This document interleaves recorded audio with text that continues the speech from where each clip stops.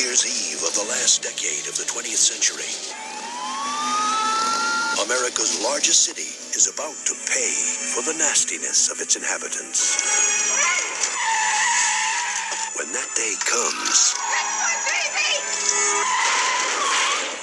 when the slime starts to rise, The Titanic just arrived. when ghosts start arriving by the boatload, We gotta find the guys. there's only one thing to do. Sometimes weird things happen. Someone has to deal with it. And who are you gonna call?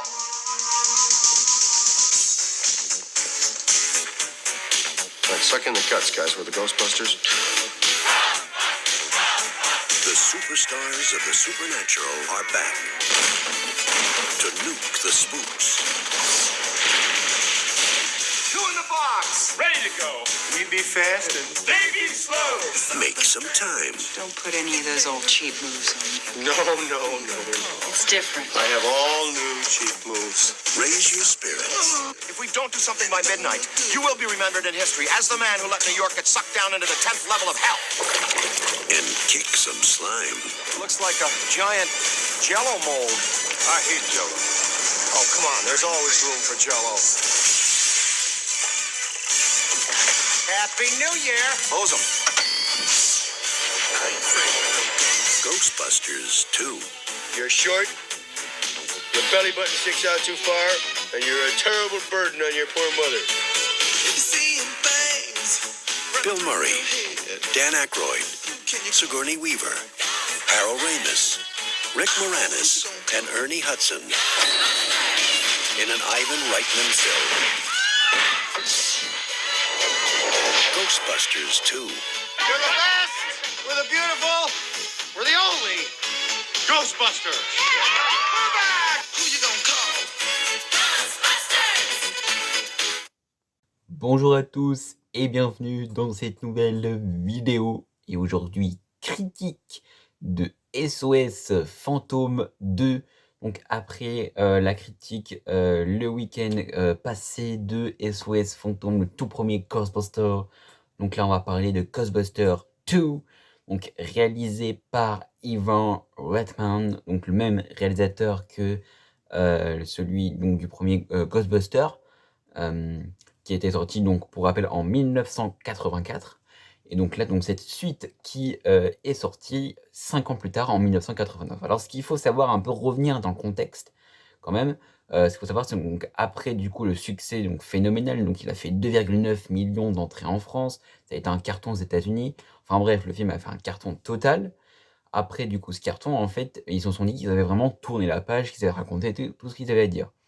Sauf que, bah, en fait, je pense que peut-être pour, peut-être qu'il y en a certains qui doivent le savoir ou pas, enfin bref, je veux quand même vous dire l'information, c'est que en fait, suite du coup après du coup donc le premier SOS Fantôme, il y a eu une série d'animations sur SOS Fantôme qui a aussi cartonné. Du coup, ils se sont dit, bah, Sony et Columbia se sont dit, bah tiens, vu que bah, le premier a été un carton, le deuxième, la série d'animation était un carton, bah, on va continuer sur cette vague-là. Sauf qu'en fait, le problème, c'est que l'ensemble de l'équipe, donc Dan Aykroyd, Harold Ramis, Bill Murray, Sigourney Weaver, Nick Moranis, étaient très réticents à revenir dans cette suite.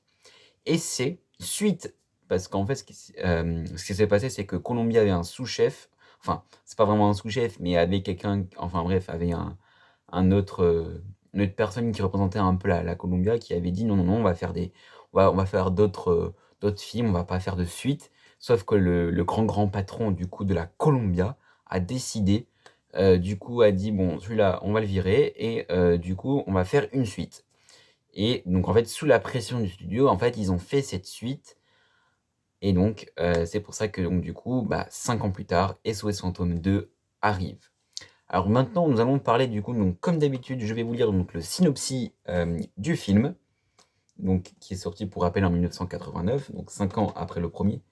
Donc évidemment, comme je vous l'ai dit, donc vu que c'est 5 ans après, ça commence voilà. Donc 5 ans après avoir sauvé la ville de l'assaut des monstres surnaturels et de l'arrivée de Vigo, un être maléfique, l'équipe de SOS Fantôme s'est reconvertie tout va pour le mieux pour le trio jusqu'au jour où le bébé de Dana est victime d'un phénomène étrange. Son landau se déplace tout seul et sème la pagaille dans les rues de la ville. Pas de doute, Vigo est de retour et compte bien s'emparer de New York.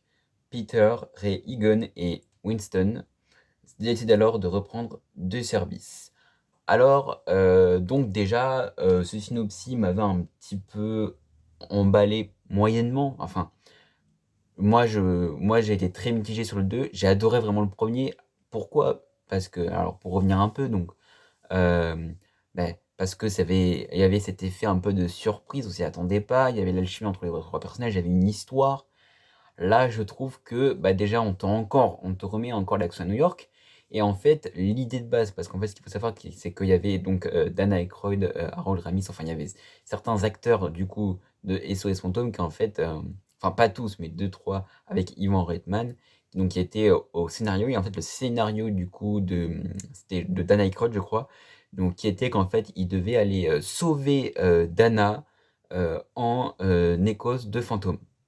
Donc à l'origine, donc ça se passait en Écosse. Là, finalement, on est revenu à New York, encore une fois. Alors, moi, c'est ça un peu qui m'a dérangé, c'est parce que dans le premier, on avait cet effet de surprise à New York, une grande ville, une menace. Moi, ce que moi, j'aurais peut-être mis comme idée, peut-être de scénario, par exemple, qu'il y ait une menace fantôme dans une autre ville qui menace toute la planète, et là, qu'on appelle les Ghostbusters à la rescousse, et là, qu'ils sauvent toute la planète. Évidemment, ils n'ont pas fait ça. Enfin, ça ne reste que mon idée. Après, chacun peut avoir son idée. Mais j'ai trouvé cette idée un peu mitigée. D'un côté, il y avait de très bonnes idées. On retrouve du coup cette alchimie.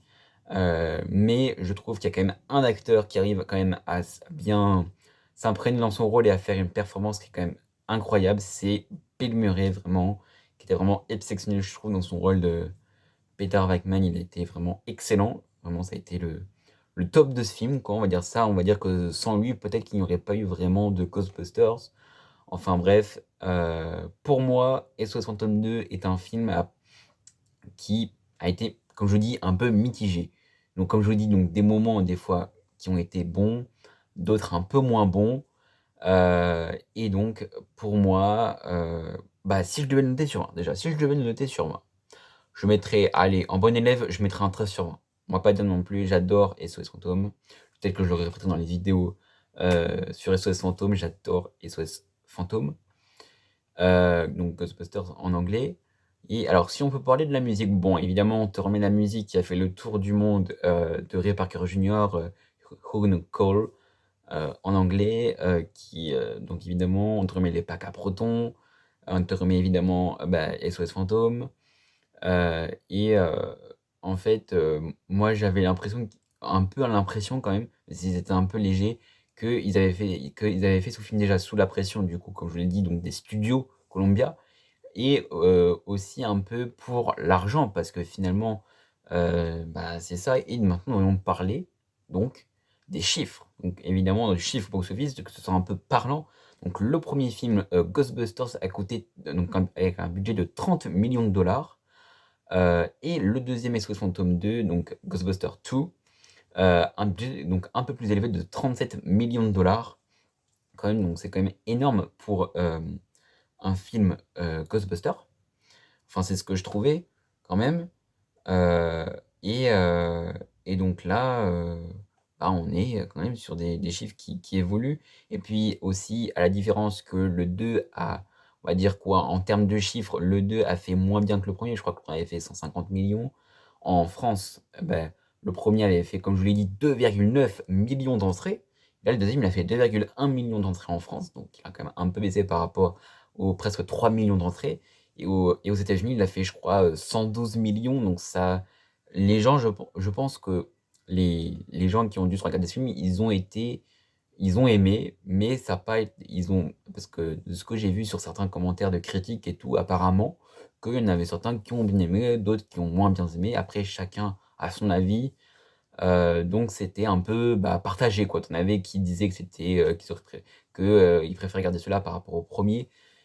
Mais ça n'enlève en rien tout ce qu'il y a eu, donc le travail sur les effets spéciaux qui est quand même énorme, tout le travail aussi sur la musique, l'ambiance du film aussi, Vraiment, il y a beaucoup de travail de Ivan Reitman et bah, malheureusement, je regrette qu'il soit mort parce que malheureusement, Ivan Reitman est mort il n'y a pas si longtemps, il nous a quittés il n'y a pas si longtemps. Et pour moi, SOS Fantôme, donc Ghostbusters et Ghostbusters 2 resteront les deux films qui seront bah, pour moi les meilleurs de la saga.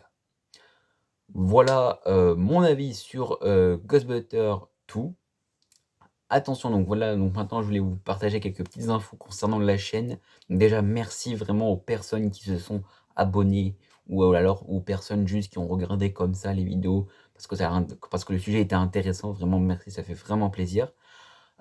Aussi, ce qu'il faut savoir, c'est que donc là, concernant les vacances, donc déjà pour vous dire que déjà je m'en vais donc en Italie pour finir un projet cinéma, donc on va faire le tournage. Je peux pas vous en dire plus pour pas trop vous dire trop d'informations, pour pas trop vous spoiler le projet. Donc c'est un projet qui a commencé peut-être 2 ans.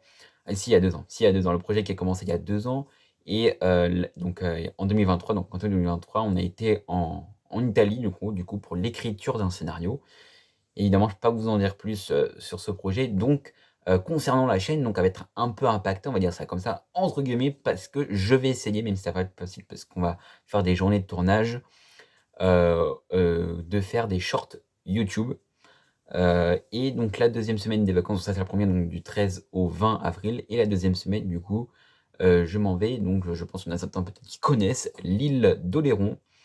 Donc je verrai en fonction parce que évidemment, quand on va à l'île d'Oléron, c'est pas forcément pour dire ah bah tiens on va à l'île d'Oléron, mais finalement bah, on te regarde mais on va pas à la mer alors que c'est à 200 mètres, on va pas faire des balades, non, non, non, on est juste venu à l'île d'Oléron.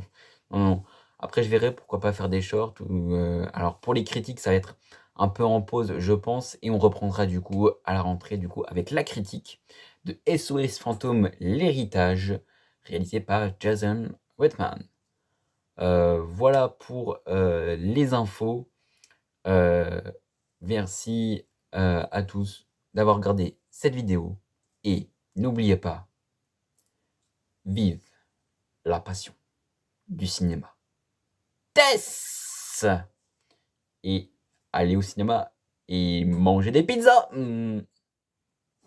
À plus.